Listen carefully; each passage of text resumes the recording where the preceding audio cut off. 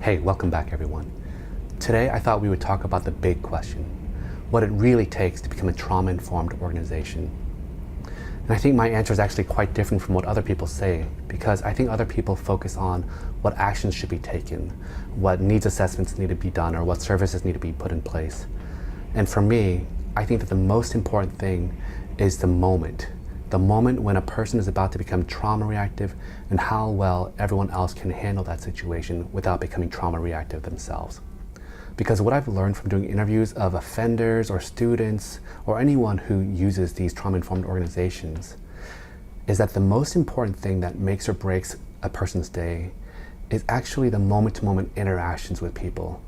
And people as random as like the lunch lady in the cafeteria who will give you a full serving of food or not just based on whether or not they like you and how they feel that day. Or whether or not a safety officer will use excessive discipline just because they're frustrated with you. Those little moment-to-moment things are really what make people feel safe in an environment.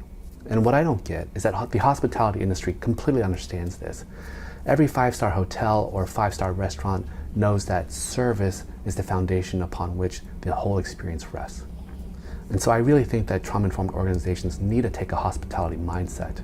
And what hospitality means in a trauma-informed organization, I think, is that you're always being sensitive and attentive to the other person's needs and sensitive to their trauma reactiveness and the fact that you yourself can be trauma reactive and that you have to always guard against going into survival brain yourself, and to amp up as much as you can your ability to stay clear, to stay purpose-driven and goal-directed and emotionally attuned to the other people.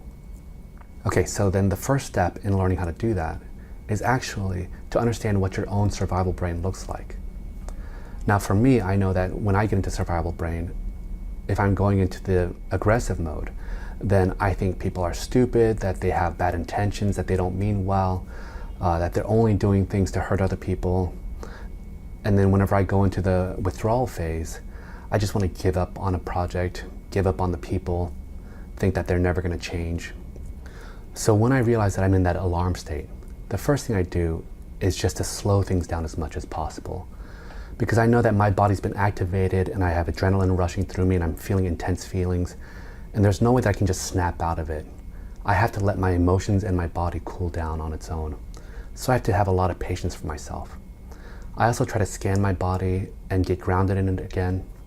And I try to take some deep belly breaths and take control of my breathing again. And the other really important thing to do is that I try not to get mad at myself for getting into that alarm state. Because I know that my alarm has only been activated because something really important to me is going on.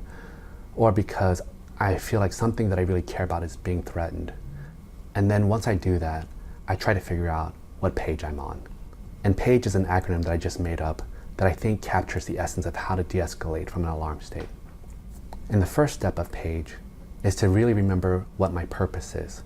And by purpose, I mean my purpose in life, in the kind of life I want to live, and in the values that I uphold. And then I try to remember how this moment can be a moment when I'm trying to live my purpose in life. And then the next thing I do is try to figure out whether I'm being emotionally attuned to the other person. Because as alarms go up, then self-absorption kicks up, and I'm only worried about how this person's trying to attack me and whether I'm getting my needs and opinions across. And so this really helps me to slow down and pay attention to what's going on in the other person. And the next thing I do is to ask, what is the goal or intention of our meeting, this interaction, or even this very moment, or this conversational turn? And when you're in an alarm state, you forget what the goal is, and all you care about is self-protection.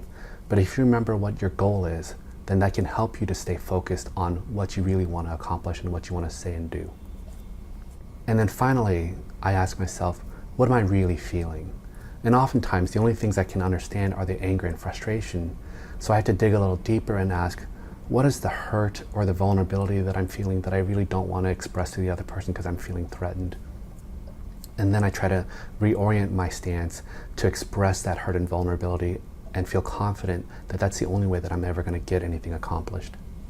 And what I really want to say is that being in this clear, calm, purpose-driven state of mind is incredibly difficult, and it takes hundreds and hundreds of hours of practice. I think of it like being in great cardiovascular shape if you're an athlete.